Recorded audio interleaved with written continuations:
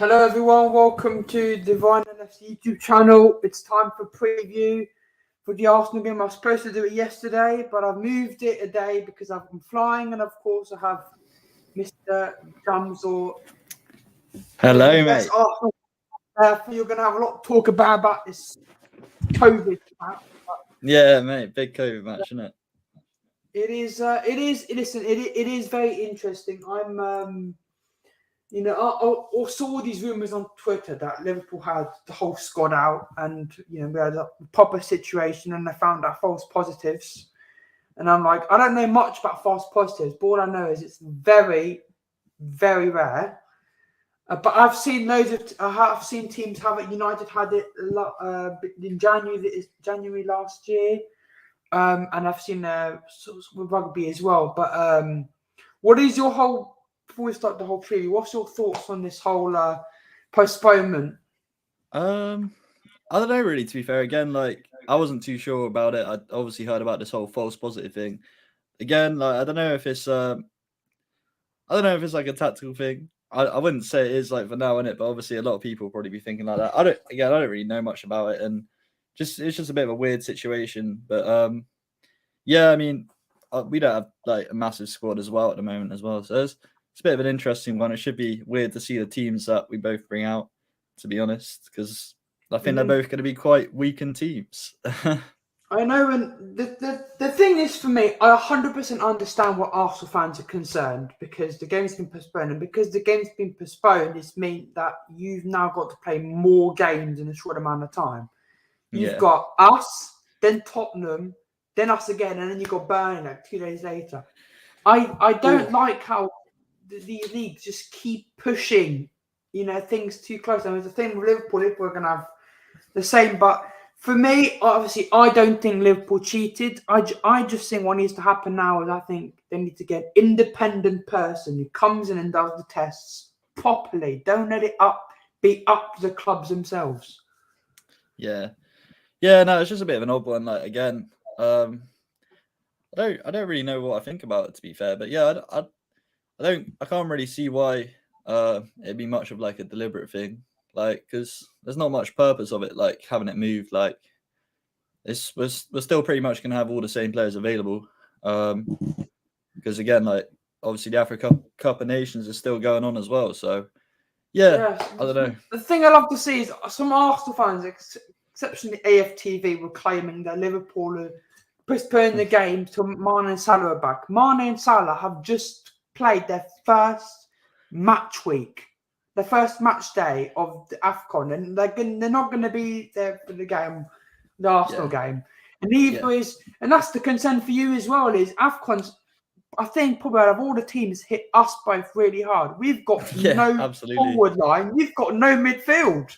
Yeah, exactly, man. It's literally quite mad, to be fair. And again, that's what's going to be quite interesting about the game, and for us especially, I feel like the midfield it's extremely weak. I still think you can probably put on some some good wingers there. You got some good players still, but our midfield is looking extremely dry, and no Maitland-Niles as well. So yeah, it's not looking great. I think that's a bad decision, and I think it's because I think your club should have replaced Maitland-Niles before.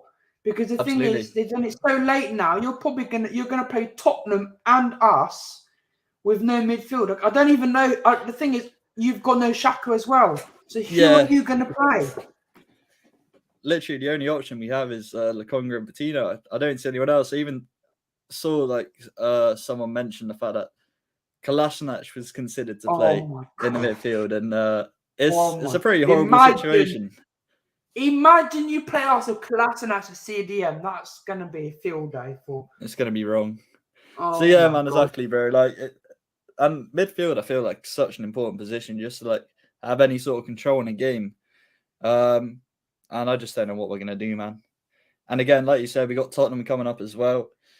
Yeah, man. Obviously, after watching the Nottingham game, I'm not in a good way right now as an Arsenal fan. Yeah, the thing is, obviously, I really want to smash you lot because of the crap that's been coming out of Arsenal fans. But I respect obviously you and Denver, because you and Denver aren't these guys who are. You I know, was it's going to not have all of Denver us. tonight, but I couldn't. I couldn't contact Denver because he's not online right now. But but you guys aren't with these Arsenal fans getting all Liverpool are cheating there, all the kind of stuff. I think there should be investigation because it's the same with everything. I want transparency, and I'm hopeful tomorrow in the press conference, Klopp explains what happened because he's not looking very good right now. But you could play Patino, but this Patino kid, you're just putting him in the deep end straight away. This is out of his depth.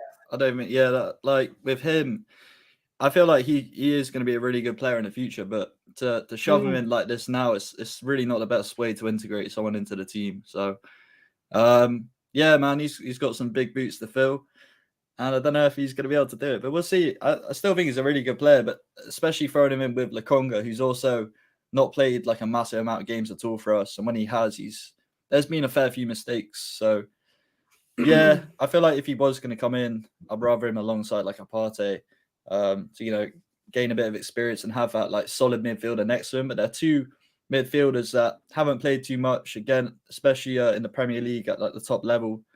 So it's it's definitely going to be savage for them, and hopefully it doesn't affect them negatively in the future too, because it honestly is the only midfield we got. Yeah, so let's quickly go into this because I know you've got to go soon. Ian says Chilling. Ryan only 2 teams. What do you mean?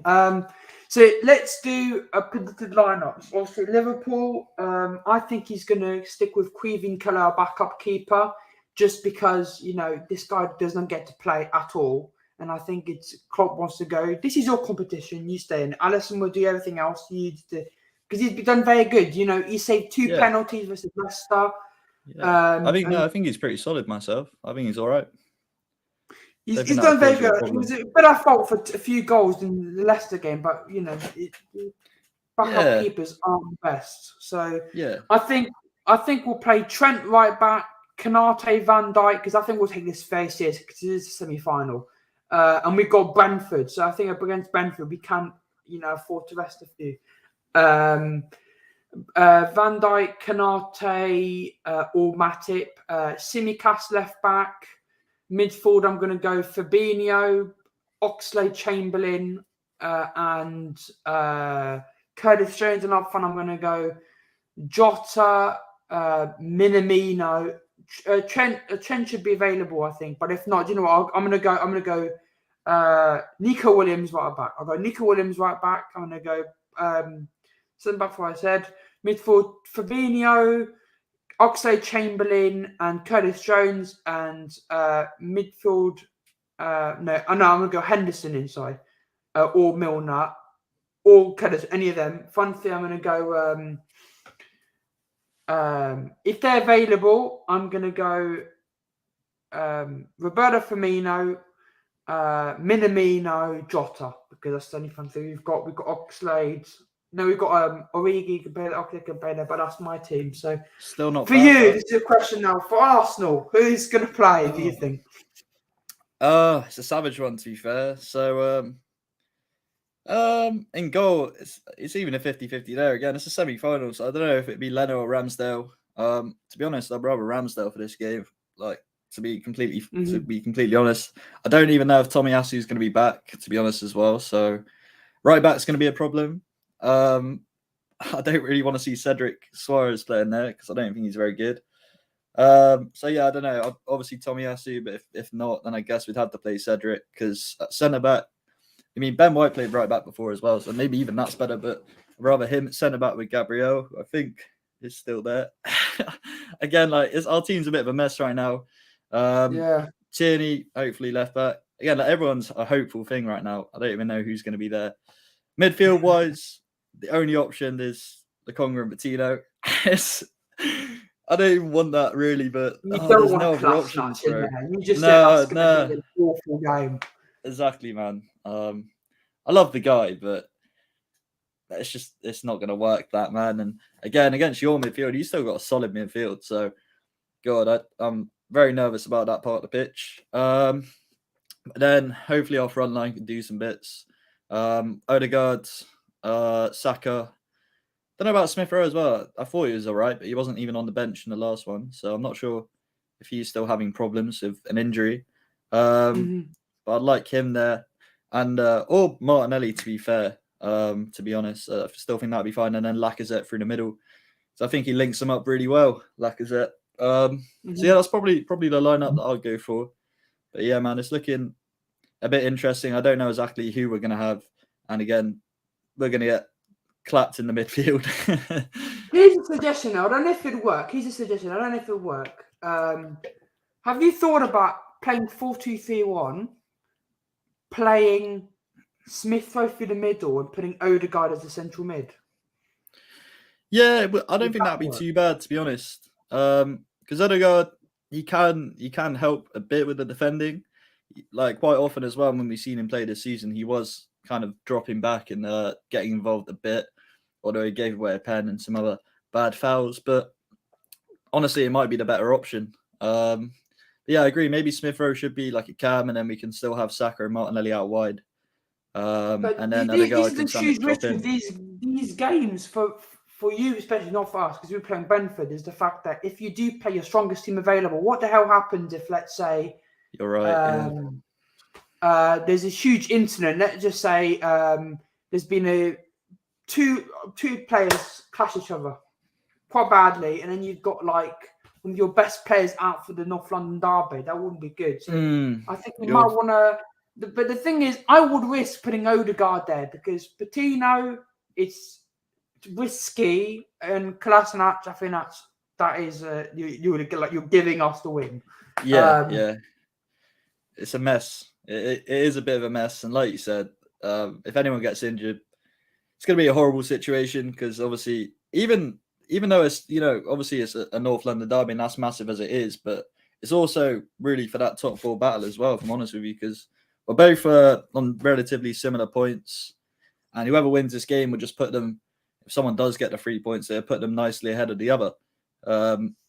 Give them a lot more chance at pushing for that top four spot. So it's massive in multiple ways. Obviously, we're out the FA Cup as well, so it's our last cup that we're in. So it'd be nice to win, but even the final will be hard, Chelsea or Tottenham. So yeah, it's a bit of a savage situation. It's going to be hard to see if any of us do win it because the thing is, it's going to be very difficult. But is it be confirmed that the Xhaka is 100% out?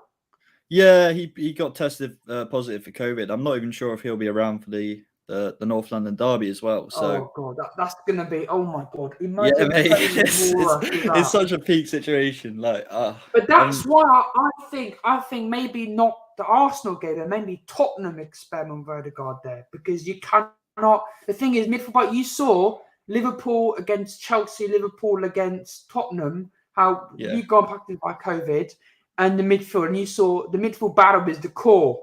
Liverpool lost that midfield battle badly, and that's why the fact of that. Well, my prediction tomorrow, for Thursday, is Liverpool 3, Arsenal 1, because I don't think you guys are not going to score, just because you guys have been very good in front of goal. I really rate Martinelli; he's a very good youngster. Saka's class. And Lacazette, I think, is your best striker. And Ketia, the guy just does not have to shoot whatsoever. So I think it'll be 3-1, and it'll make the third leg interesting because you've got to remember, even though we maybe do win 3-1 and smash you, the second leg, though, you win 2-0, you go through. Yeah, no, you're right. And to be honest with you, I actually agree with the scoreline. Is there away goals? I don't think there's away goals anymore. So... maybe it doesn't count like that.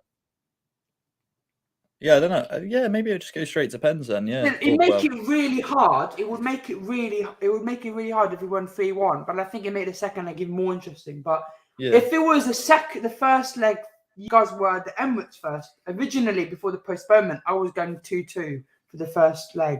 I was going to go the 2-2 draw because we haven't got a good record at the Emirates.